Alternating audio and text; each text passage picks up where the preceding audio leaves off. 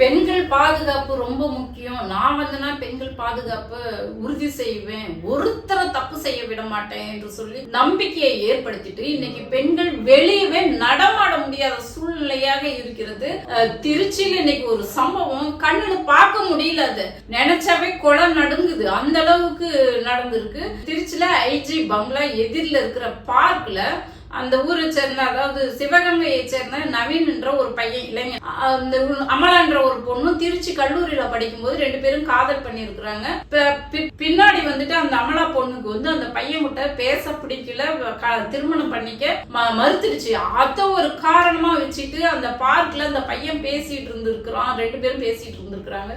துப்பட்டாவுல கழுத்தை நெரிச்சிட்டு கல்ல எடுத்து முகத்திலேயே குத்தி கொடூரமா அந்த பொண்ணு வந்து தாக்கியிருக்கான். அந்த அக்கம் பக்கத்துல இருக்கிறவங்க எல்லாம் வந்து பார்த்துட்டு அந்த பையனை பிடிச்சி அங்கே ஆர்கே நகர் ஸ்டேஷன்ல வந்து ஒப்படைச்சிருக்காங்க. இதுல என்ன ஒரு வேடிக்கைன்னா, அந்த பிள்ளைய அடிக்கிறத அவனே வீடியோ எடுத்து வச்சு அதை வந்துட்டு ரெக்கார்ட் பண்ணி இருந்திருக்கிறான்.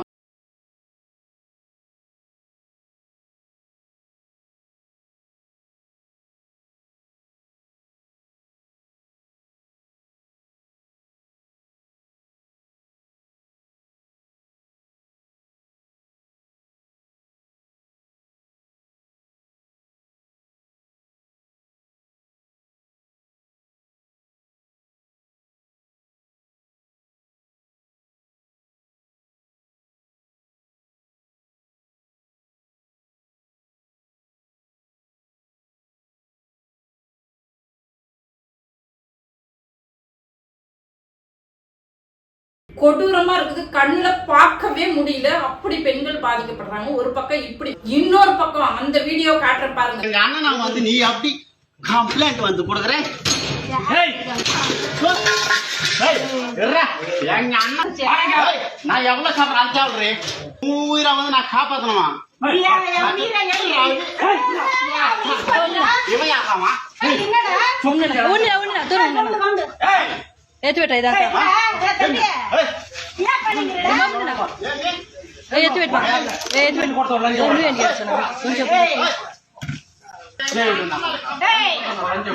ஒரு பெண் வந்துட்டு கள்ளசாராயம் விற்கிறத இப்ப வந்துட்டு இவர் 717 கடைகளை மூடனேன்னு சொன்னார் இல்லையா, அப்படியே 717 மூடனாரா இல்லையா தெரியல. ஆனா ஒரு சில இடங்கள்ல கள்ளசாராயம் இப்ப வந்து சந்து கடைகள் கள்ளசாராயம் நிறைய பெருகி போயிடுச்சு. அப்படியே அதை பாதிக்கப்பட்ட பெண் போய் ஸ்டேஷன்ல போய் கம்ப்ளைண்ட் கொடுத்திருக்காங்க, இந்த மாதிரி இந்த இடத்துல கள்ளச்சாராயம் விற்கிறாங்கன்னு. எப்படி ஸ்டேஷன்ல கொடுத்த கம்ப்ளைண்ட எப்படி வந்துட்டு விற்கிறவனுக்கு யாரு போலீஸ் தான் தகவல் சொல்லி இருக்க முடியும், வேற யாரும் சொல்லி இருக்க முடியும்? இவங்க வந்து கம்ப்ளைண்ட் கொடுக்குறாங்க. அவன் வீடு தேடி போய் அசிங்கமா பேசி அந்த பெண்மணியை வந்துட்டு அடிக்கிறான், கொலைவெறி தாக்குதல் நடத்துறான். பெண்களுக்கு பாதுகாப்பற்ற சூழ்நிலை இருக்கு. ஒரு அம்மா அந்த வீடியோ காட்டுற பாருங்க. எனக்கே இந்த நிலைமைலாம் வயசு பசங்களுக்குலாம் எந்த நிலைமைன்னு எனக்கு தெரியல. குழந்தைங்களாம் இருக்குது, எனக்கும் வயசு பொண்ணு இருக்குது. என் வயசுக்கே எனக்கு இந்த நிலமெல்லாம் வயசு பசங்களாம் எப்படி போகிறது? இந்த வசதியும் கிடையாது, ஒரு லைட்டு வசதியும் கிடையாது, எல்லோடு காடு மாரி இருக்குது, நடந்து போகலாம் 3 கிலோமீட்டரு. அதனால பொழுது போச்சே லிஃப்ட் கட்டி போயிடலான்ட்டு போனால் ஒரு அம்மா நடந்து வர்றாங்க, ஒரு 40-45 வயசு அம்மா. அந்த அம்மா நான் உனக்கு லிஃப்ட் குடுக்கறேன்ட்டு ஒரு 17-18 வயசு பையன் கூட்டிட்டு போய் அந்த அம்மாவை பலாத்காரம் பண்றான். என்ன சின்ன பசங்க, இதுவே வயசு பிள்ளைங்க எப்படி வெளியே நடமாட முடியாத ஒரு சூழ்நிலை இருக்கு. தமிழ்நாட்டை என்ன பண்ணலான்னு சட்டம் ஒழுங்கு இன்னும் எப்படி கேடுகட்டு போகும்னு தெரியல. இது குறித்து ஆளுங்கட்சி தரப்புல அமைச்சர்களோ அல்லது முதலமைச்சரோ இன்னும் வாய் திறக்காம இருக்காங்க. என்ன மாதிரி நடவடிக்கை எடுக்கிறாங்கன்னு இன்னும் சொல்லாம இருக்காங்க.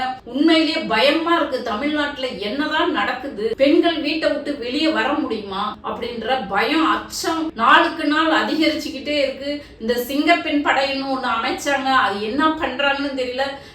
போன ஆட்சியில வாங்கின கார்களுக்கு அந்த பிங்க் பெட்ரோலுக்கு இவங்க வந்து ஸ்டிக்கரை மட்டும்தான் ஒட்டிக்கிட்டாங்க, ஏதோ இவங்க சாதனை பண்ண மாதிரி. ஆனா அந்த பெட்ரோல் வண்டி என்ன பண்ணுது? அந்த போலீஸ்காரங்க, இதுக்காக நியமிக்கப்பட்ட போலீஸ்காரங்க என்ன பண்றாங்க? பெண்கள் ஒரு பக்கம் வீட்டை விட்டு வெளியே வரவே பயப்படுறாங்க. முதல்வர் அவர்கள் சீரியஸா நீங்க பிரச்சாரத்துல சொன்ன மாதிரி உங்களை நம்பி வாக்களிச்சிருக்கிறாங்க. அந்த பெண்களுக்கு பாதுகாப்பு கொடுக்கணும். நீங்க சின்சியரா சட்டம் ஒழுங்கு போலீஸ் ஏன் போலீஸ் கைகள் கட்டப்பட்டுள்ளதா? இவ்வளவு நாள் இல்லாமல் இப்போ மட்டும் ஏன் இவ்வளவு பெரிய கொலைவெறி தாக்குதல்கள் நடக்கணும்? இது வன்மையாக கண்டிக்கத்தக்கது. முதல்வர் உடனே இதை நடவடிக்கைன்னு அவர் முதல்ல வாய் திறந்து பேசணும். முதல்ல